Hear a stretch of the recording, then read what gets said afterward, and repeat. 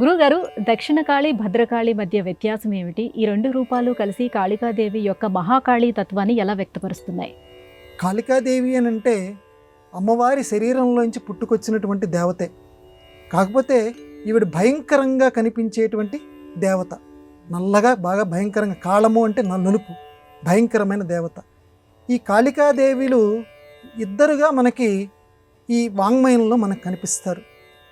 ఒకరు దక్షిణ కాళి, రెండవ వారు భద్రకాళి.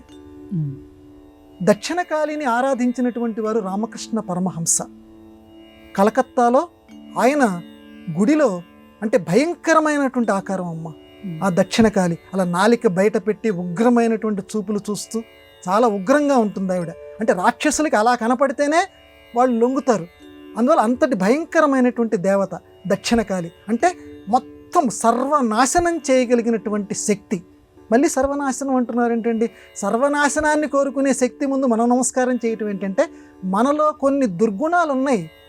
అలసత్వం, బద్ధకం, ఏ పని చేయాలో ఆ పని చెయ్యకపోవటం, ఇలా ఒకటా రెండా ఆ వరుసలో చెప్పుకోవాలంటే బోల్డ్ ఉన్నాయి. వీటిని సర్వనాశనం చేయాలి. అది అక్కడ అర్థం. అమ్మవారిని దక్షిణకాళిని ఎందుకు కొలవాలంటే మనలో ఉన్న దుర్గుణాలని సర్వనాశనం చేస్తుంది అని చెప్పారు రామకృష్ణ పరమహంస.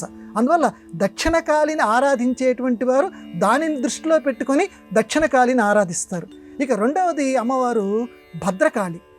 భద్రం భవతు అంటారు. భద్రం అని అంటే శుభం, శుభాన్ని అనుగ్రహించేటువంటి దేవత.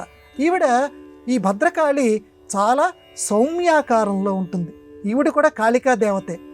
కానీ దక్షిణ కాళికి ఉన్నటువంటి ఆ ఉగ్రత్వం ఈ అమ్మవారిలో ఉండదు. ఈవిడ శివుడి యొక్క మరొక స్వరూపంలాగా ఉంటుంది. అంతటా శుభ్రంగా మనకి శివాన్ని కలిగిస్తుంటుంది, శుభాన్ని కలిగిస్తూ ఉంటుంది, భద్రత్వాన్ని కలిగిస్తుంటుంది. భద్రము అంటే క్షేమము. కాబట్టి ఈవిడిని భద్రకాళి అంటారు.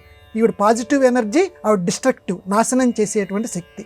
కాబట్టి ఈ రెండు ఆరాధించాలి. కాకపోతే దేనికి మనం భయపడిన అవసరం లేదు. మామూలు ఆధునిక వాతావరణంలో చెప్పుకోవాలంటే అమ్మ ఒక్కొక్కసారి దక్షిణకాళి అవుతుంటుంది, ఒక్కొక్కసారి భద్రకాళి అవుతుంటుంది. చెప్పిన పాఠం సరిగ్గా చదవకపోయినా, లేకపోతే చెప్పిన పని సరిగ్గా చేయకపోయినా దుర్గుణాలు మాంచాలన్న ఒక్కటిస్తుంది.